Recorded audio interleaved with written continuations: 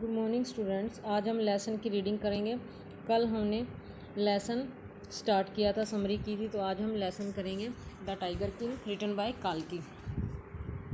The Maharaja of Pratibandapuram is the hero of this story. He may be identified as his highness Jamedar general Khiledar major Satavyaghra Samhari Maharaja Dhiraja Vishwabhuvana Samrat Sir Jilani Jung Jung Bahadur MAD ACTC और CRCK, but this name is often shortened to the Tiger King. ये देखो उसकी qualification बता रखी है कि कितना high order का वो राजा था और किस किंगडम का था, प्रतिबंधपुरम का महाराजा था, जिसकी जो ये हमारी कहानी का हीरो है।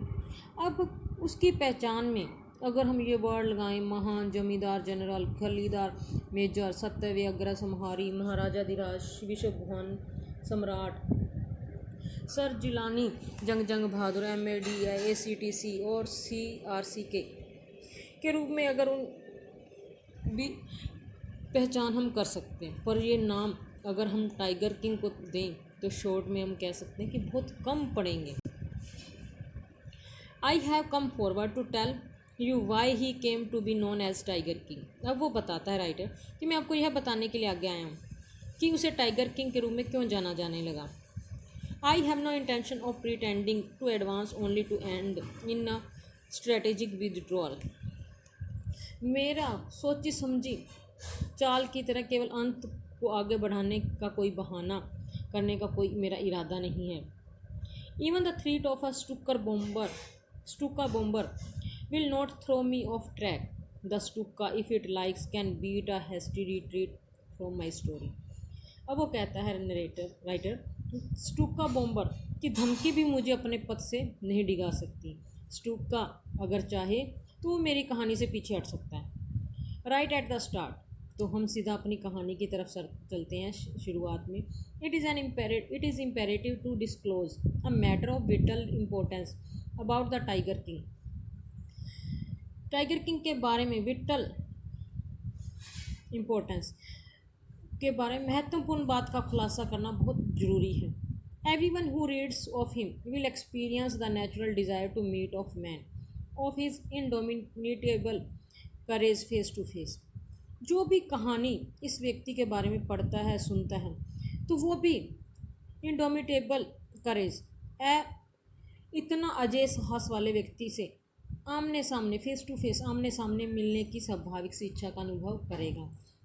But there is no chance of its fulfilment, पर उसकी इच्छा के पूर्ण होने के कोई भी चांस नहीं। क्यों? क्योंकि वो टाइगर किंग मर चुका है।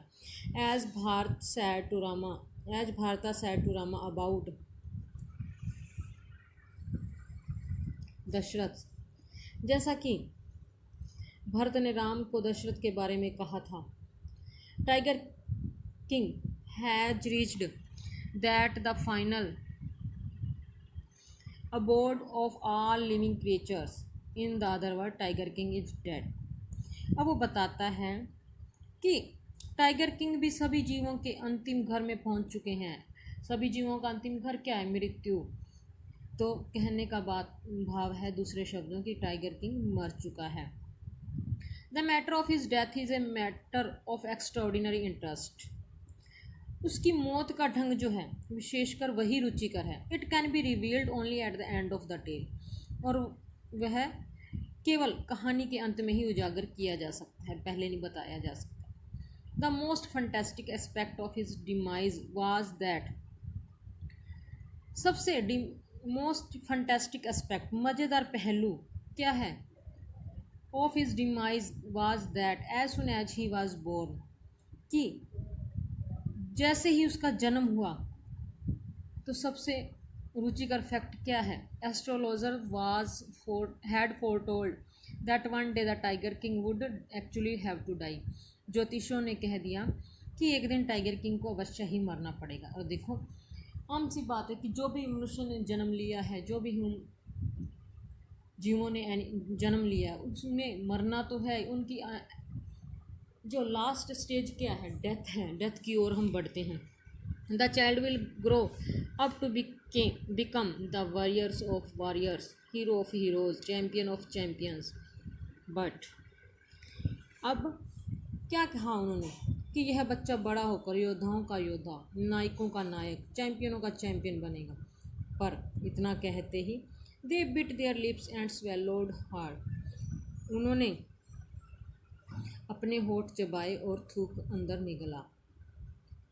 When compelled to continue, जब उन्हें मजबूर किया गया अपनी बात कंटिन्यू करने के लिए, the astrologers came out with it, तो एस्ट्रोलॉजर्स ने बताया देयर इज़ अ सीक्रेट, एक राज है, which should not be revealed at all, जिसे बिल्कुल भी उजागर नहीं किया जाना चाहिए।